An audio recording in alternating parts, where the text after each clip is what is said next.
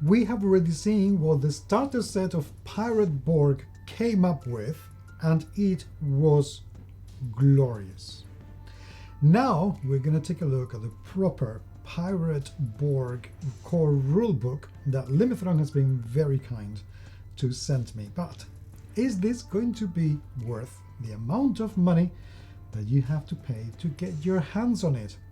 I'm Paco Garcia, I'm the Free Leaguer, and I am about to find out.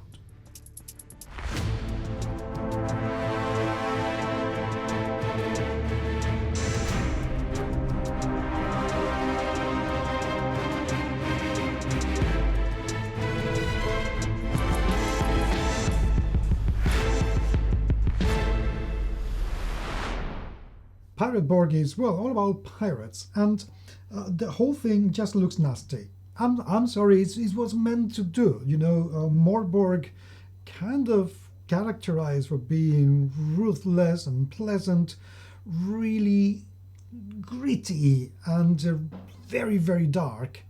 And Pirate Borg lives up to that expectation, and you only have to look at the cover. The cover is just, this is not somebody you want to be friends with, and yet this is somebody that you may end up becoming in this absolutely amazing game.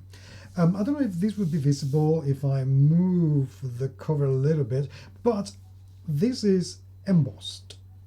This been carved. I mean, the shape of this pirate has been carved within the cover itself, and it feels beautiful, really, really beautiful. The back gives us another gorgeous illustration of a creature that I don't know exactly what it is, and I don't know if she's in pain or what is she, how big is it, but it just feels like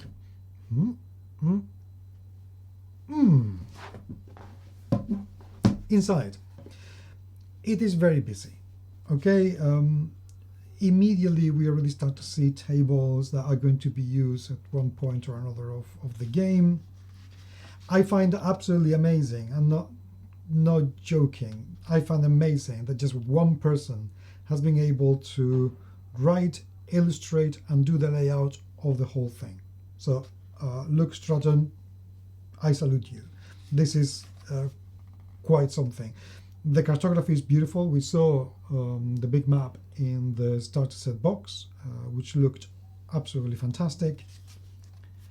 And within it, we see plenty of illustrations, loads of them. The layout is a little bit cleaner than the original Morborg, but it's still very Morborgy, with a different use of fonts, different use of, you know, irregular, uneven use of columns and everything, which to me is fantastic. Because achieving this, and I tell you this as a graphic designer, achieving this is not an easy task, like at all. You can make things that look weird from one page to the next, but if it doesn't have the visual flow to make the whole thing, I don't know, cohesive throughout the book, it's just going to be a mess. This is not that. It looks super cool. The palette of the color palette has been very carefully chosen for the illustrations.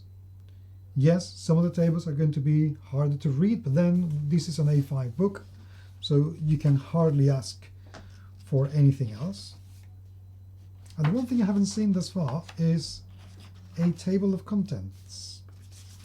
That I am missing, because I don't know where to go if I need to find anything. Yes, we have an index. Oh, here it is. Table of contents at the back.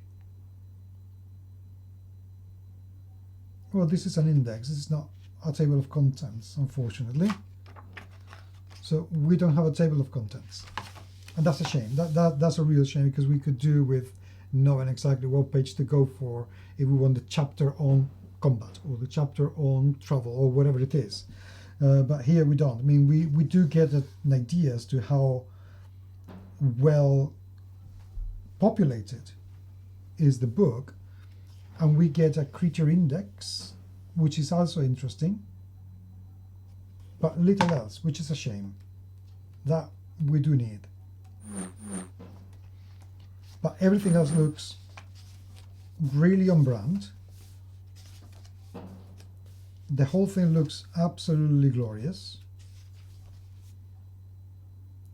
Despite how busy everything else is, I'm finding it fairly easy to read and to get the flow of the page, which is nice. I love the bookmarks, and having 2 of them helps a great deal. These are the characters, you know, so we have the Buccaneer, the Rapscallion, the Swashbuckler, the Zealot, a Sorcerer, good, good, good. Ooh, optional, the Haunted Soul. Weapons. We saw some of these in the starter set.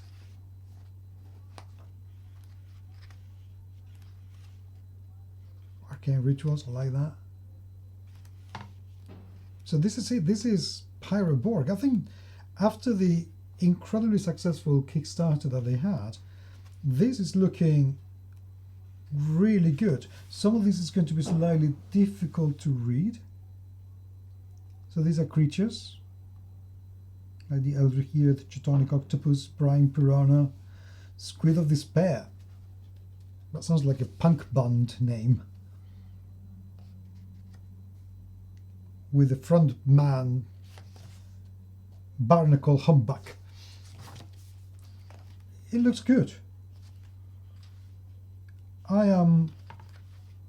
love how they include some, you know, Cthulhu-esque or Lovecraft-esque, I should say, Shoggoth. That's excellent. Well, there you go. Do I think this is going to be worth the amount of money that you have to spend to get your hands on it? Hell yes. If you have already played this, I would love to hear what you have to say. But as somebody who didn't get along very well with Borg, that would be me, this, I'm actually looking forward to trying it. This feels like it could be the kind of chaos and order balance that will gel very well with me. Let me know what you think. I would love to hear your opinion. But until the next time, thank you very, very much indeed. And I will talk to you very soon. Take care.